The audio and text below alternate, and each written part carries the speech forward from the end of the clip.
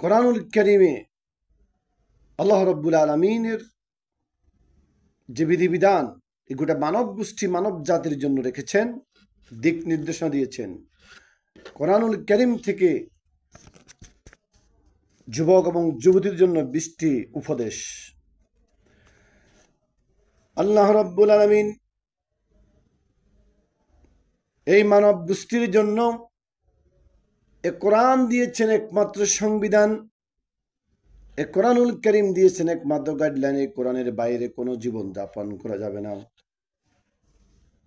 এই কোরআন অনুযায়ী জীবন পরিচালনা করতে হবে, কোরআনকে বাদ দিয়ে নয়।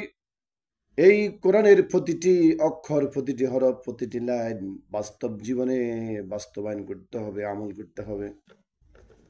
এই যুবকদের জন্য কোরআনুল কারীম থেকে 20টি নির্দেশনা।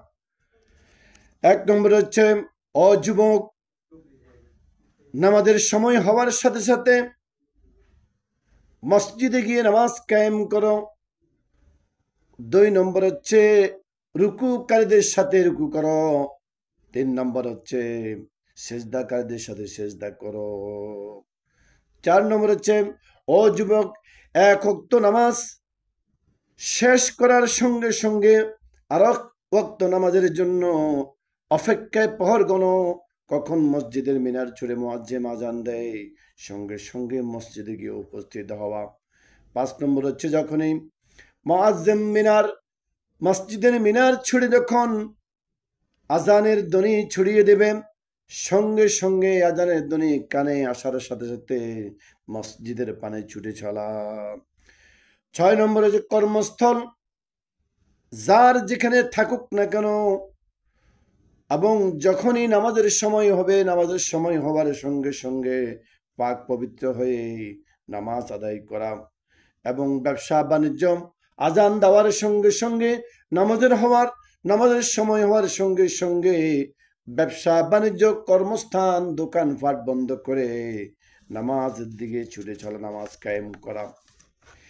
7 নম্বর হচ্ছে, অলসতামি করে হেলে খেলে সময় নষ্ট না করে নামাজ ও দিনের কাজ থেকে বিরত না থাকা।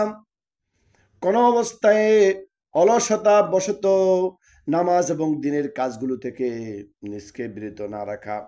8 নম্বর হচ্ছে, নিজে জাহান্নামের আগুন থেকে বাঁচা এবং নিজের আহলে ওয়ালদেরকে জাহান্নামের আগুন থেকে বাঁচা। 9 নম্বর হচ্ছে, আল্লাহ তাআলার কোরআন হাতে নিয়ে ময়দানে দাঁড়িয়ে যাও। এই কোরআনের সমাজ কায়েম করার জন্য, কোরআনের পক্ষে কথা বলার জন্য, কোরআনের পথে চলার জন্য এই কোরআন দিয়ে তোমার নিজে এবং নিজের পরিবার, সমাজ, রাষ্ট্রকে কায়েম করার জন্য কোরআনের আন্দোলনে শামিল হও। এই কোরআনকে বাস্তব জীবনে বাস্তবায়ন করার জন্য, এই কোরআনকে আল্লাহর জমিনে দিনকে বাস্তবায়ন করার জন্য আল্লাহর কোরআন হাতে নিয়ে তুমি দাঁড়িয়ে যাও। 10 নম্বর হচ্ছে, বাতিলের মোকাবেলা দৃঢ়তা দেখাও। কোনো অবস্থায় বিচ্ছিন্ন হয়ে এদিক সেদিক ঘোরাফেরা করবে না, ছুটোছুটি করবে না এবং আল্লাহর রজ্জুকে শক্ত এবং মজবুত ভাবে আঁকড়ে ধারণ করো, যাতে করে তোমরা তাদের উপর বিজয় লাভ করতে পারো। 11 নম্বর হচ্ছে, ঐক্যবদ্ধভাবে আল্লাহর রজ্জুকে আঁকড়ে ধরো। তোমরা পরস্পর বিচ্ছিন্ন হয়েও না, যাতে করে তোমরা কাফেরদের উপরে সম্মিলিত প্রচেষ্টা ঐক্যতার মাধ্যমে কাফেরদের উপরে তোমরা বিজয় লাভ করতে পারো। শয়তানের পথ অনুসরণ করো না, সাবধান। কোন অবস্থায় শয়তান যেন তোমাদেরকে গ্রাস করতে না পারে। এই মানুষ শয়তান, জিন শয়তান থেকে দূরে থাকতে হবে এবং শয়তানের পদঙ্ক অনুসরণ করা যাবে না। আল্লাহর নির্দেশ, আল্লাহর নিষেধ সবগুলো মানতে হবে। আল্লাহ যা যা বলেছেন বান্দাকে করার জন্য তা করবে, আল্লাহ যা যা নিষেধ করেছেন তা থেকে বিরত থাকবে। এটা হচ্ছে বান্দার জন্য ফরজ। 12 নম্বর হচ্ছে, সকল সন্ধ্যা সর্বক্ষণই আল্লাহর প্রশংসা হামদ বর্ণনা করো। সকাল সন্ধ্যা দোয়া জিকিরের মধ্যে থাকো। আল্লাহর প্রশংসা বর্ণনা করো, হাঁটতে চলাফেরা উঠা বসা খাওয়া দাওয়া সব কিছুতে আল্লাহর নাম স্মরণ করো। আল্লাহকে স্মরণ করার মাধ্যমে নিজের আখিরাতের মঞ্জিলে মকসুদ দিকে যাও। আল্লাহর সামনে দাঁড়াতে হবে বলে ভয় করো। নিজের নফসকে খারাপ কামনা বাসনা থেকে বিরত রাখো, হারাম থেকে বেঁচে থাকো। হারাম কোনো অবস্থায় গ্রহণ করা যাবে না, হালাল গ্রহণ করো। সত্য পথে চলো, সরল পথে চলাও। দিন আর রাত 24 ঘন্টা আল্লাহর প্রশংসা দোয়া জিকিরের মধ্যে জীবন অতিবাহিত করো। 13 নম্বর হচ্ছে সৎ কাজের আঞ্জাম দাও। নিজে সৎ কাজ করো, অন্যকে সৎ পথে আহ্বান করো। সত্য পথে চলার জন্য, নামাজ পড়ার জন্য, রোজা রাখার জন্য, জাকাত দেওয়ার জন্য, হজ পালন করার জন্য এবং রমজানে রোজাগুলো পালন করার জন্য মানুষকে সৎ কাজ দাও। অসৎ কাজ থেকে মানুষকে বিরত রাখো। সব সময় দিনের যতগুলো সৎ কাজ আছে সবগুলো সমস্ত সৎ কাজের আঞ্জাম দাও। নিজে সৎ কাজ করো এবং অন্যকে সৎ কাজের পরামর্শ দাও। 14 নম্বরে অসৎ কাজের বাধা প্রদান করো। যেখানে তুমি অসঙ্গতি দেখবে সেখানে তুমি বাধা প্রদান করো। জুলুম যেখানে সেখানে প্রতিরোধ করো। হত্যা, জুলুম, নির্যাতন যেখানে সেখানে প্রতিরোধ করো। অন্যায়, অবিচার, জুলুম, নিপীড়ন, হত্যা, খুন, দর্শন, খারাপি এগুলো যখনই তোমার চোখ সামনে দেখবে তখনই তুমি বাধা প্রদান করো। অসৎ কাজ থেকে বাধা করো। সমাজে অসংখ্য অসৎ কাজ সংঘটিত হয়। জেনার সাথে যারা জড়িত আছে তাদেরকে এই দিনের পথে নিয়ে আসো, তাদেরকে বুঝাও। জেনার, বেবিচার, হত্যা, সুদ, ঘুষ, জেনা, বেবিচার, বিভিন্ন ধরনের যতগুলো অসামাজিক অন্যায় কাজ, যতগুলো মুনকার কাজ আছে সবগুলো থেকে বাদান প্রদান করা এবং প্রত্যেক মুসলমানের জন্য ফরজ। নিজে মানো, অন্যদেরকে মানার জন্য তাদের সাথে ঐক্যবদ্ধভাবে আল্লাহর রজ্জুকে আঁকড়ে ধারণ করো।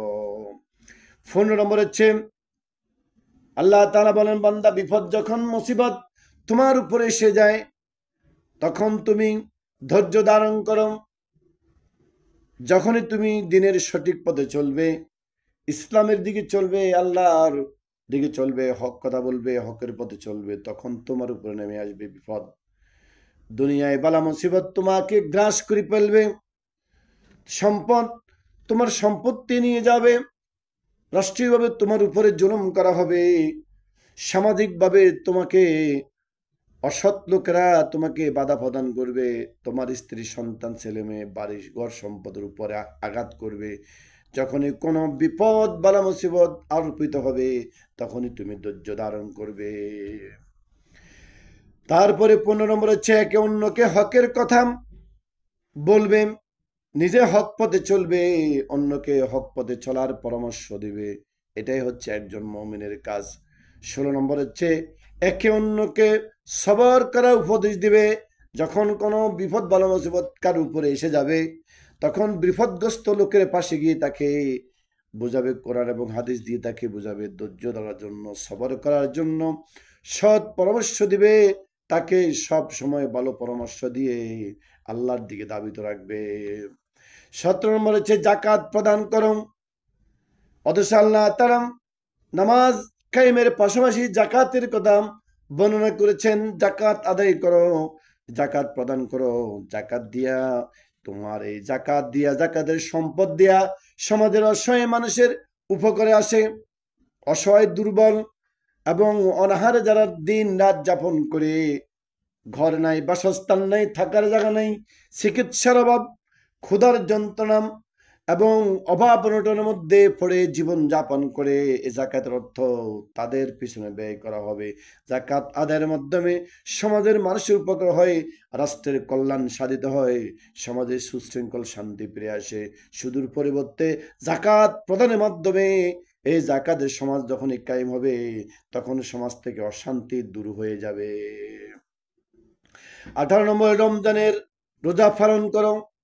যখনই রমজান মাস উপস্থিত হবে তখন রমজান মাসের রোজাগুলো স্বতঃস্ফূর্তভাবে খালেস নিয়তে নেক ও আমল উদ্দেশ্য আল্লাহর সান্নিধ্য পাওয়ার জন্য। যেহেতু রমজান মাস হচ্ছে গুনাহ মাফের মাস, রমজান মাস হচ্ছে আত্মশুদ্ধির মাস, রমজান মাস হচ্ছে নিজের জীবনকে ধুয়ে মুছে গুনাহগুলো ধুয়ে মুছে পবিত্র করার মাস। রমজান মাস হচ্ছে ব্যক্তিকে জান্নাতে প্রবেশ করার মাস। এই রমজান মাস যে পেল, অথচ রমজান মাসে গুনাহ মাপ নিতে পারলো না। রমজান মাস পেয়েছে ঠিকই, কিন্তু তার আত্মা শুদ্ধি হয় নাই, জীবনের কল্যাণ সাধিত হয় নাই, এবং রমজান মাস পাওয়ার পরেও গুনাহ মাপ নিতে পারলো না। সবচেয়ে দুনিয়াতে সবচেয়ে হতভাগা ব্যক্তি হচ্ছে সেই। সুতরাং হে যুবক, রমজান মাস যখন আসবে, রমজানের রোজাগুলো স্বতঃস্ফূর্তভাবে পাক পবিত্র হয়ে খালেস নিয়তে নেক আমল উদ্দেশ্যে আল্লাহ তাআলা সান্নিধ্য পাওয়ার জন্য, গুনাহ মাফের উদ্দেশ্যে, আখিরাতকে নিজের জীবনকে আখিরাতমুখী করার জন্য এই রমজান মাসকে তুমি গ্রহণ করো। রমজানের রোজাগুলো সঠিকভাবে পালন করো। 8, 9, 19 নম্বর হচ্ছে, ও যুবক, ফজরের নামাজ তুমি ঘুমিয়ে পড়ো না। অধিকাংশ মানুষ ফজরের নামাজ পড়ে না, 4 ওয়াক্ত নামাজ পড়ে, ফজর নামাজ ঘুমিয়ে পড়ে। বিশেষ করে যারা কর্মস্থলে রাতের দীর্ঘদিন সময় পর্যন্ত রাত্রে ডিউটি করে, কাজকর্ম করে, তারা ফজর নামাজ অধিকাংশ লোকেই পড়ে না, আমি দেখতে পেলাম। ও যুবক, এই কাজ করা যাবে না। ফজর নামাজ পড়ে কোরআন তেলাওয়াত করে তুমি ঘুমিয়ে পড়ো, আবার সময় মতো কর্মে ঝাঁপিয়ে পড়ো। সুতরাং ও যুবক, ফজর নামাজ জামাতের সহিত আদায় করো, তারপরে এই ফজরের কোরআন তেলাওয়াত করো। এই জন্য আল্লাহ তাআলা বলছেন, আকিমিস সালাতা লিদুলুকিশ শামসি ইলা গাসাকিল লাইলি ওয়া কুরআনাল ফাজর ইন্না কুরআনাল ফাজরি কানা মাশহুদা। ও যুবক, আল্লাহ তাআলা ইরশাদ করেছেন, সূর্য উদয় থেকে এবং সূর্য উদয় এবং রাতের অন্ধকার পর্যন্ত তোমরা নামাজ পড়ো এবং ফজরে কোরআন তেলাওয়াত করো। আর ফজরে যদি কোরআন তেলাওয়াত করো, তাহলে অবশ্যই এই কোরআন তোমার জন্য কাল কিয়ামতের ময়দানে নাজাতের সাক্ষী দিবে। 20 নম্বর হচ্ছে, যুবক, তোমার চরিত্রকে সংশোধন করো এবং তোমার নিজের চরিত্রকে সৎ কাজ দিয়ে উন্নত করো। তোমার কথাবার্তা, আচার-আচরণ, ব্যবহার, তোমার আচরণ, চলাচল, সমস্ত লেনদেন, ব্যবসা বাণিজ্য, কাজকর্ম, কর্মক্ষেত্র সবগুলো আল্লাহর কালামুল্লাহ দিয়ে তুমি সাজাও। নিজের চরিত্রকে পরিবর্তন করো। নিজের চরিত্রকে উন্নত করার জন্য কোরআন হাদিস নিয়মিত পড়ো এবং কোরআনকে বুঝাম, কোরআনকে শুনো। সকাল সন্ধ্যা আল্লাহর কিতাব কোরআনকে ভালো করে পড়ো, অর্থ সহ বুঝো, নিজকে কোরআনের দিকে ধাবিত করো। কোরআনের আন্দোলন, ইসলামী সমাজ ব্যবস্থাপনার মধ্যে নিজকে দাবি করো এবং বাতিলের পদঙ্ক, শয়তানের পদ অনুসরণ করবে না। নিজের চরিত্রকে উন্নত শিখরে পৌঁছে যাও, কারণ একজন মানুষের সবচেয়ে বড় পুঁজি হচ্ছে চরিত্র। এই চরিত্র যদি নষ্ট হয়ে যায়, তাহলে সকল আমল বরবাদ হয়ে যাবে। এই চরিত্রকে কুলুষমুক্ত করার জন্য সর্বপ্রথম যেই জিনিসটির প্রয়োজন, প্রত্যেক মানুষের চরিত্রকে সংশোধন করার জন্য যেই জিনিসটার প্রয়োজন, সর্বপ্রথম হচ্ছে মিথ্যা কথা ছেড়ে দেওয়া। কারণ মিথ্যা কথার মধ্যে দিয়ে সমস্ত গুনার উৎস সৃষ্টি হয়। এই মিথ্যা কথা যেই ছেড়ে দিতে পারবে, মিথ্যার ধারে কাছে যে যাবে না, মিথ্যাকে বর্জন করবে, সত্যকে গ্রহণ করবে। এই মিথ্যাকে বর্জন করার মধ্যে দিয়ে, সত্যকে গ্রহণ করার মধ্যে দিয়ে নিজের জীবনের সফলতা বয়ে আনবে। এই চরিত্রকে উন্নত করতে হলে সর্বাবস্থায় মিথ্যা কথা ছেড়ে দিতে হবে।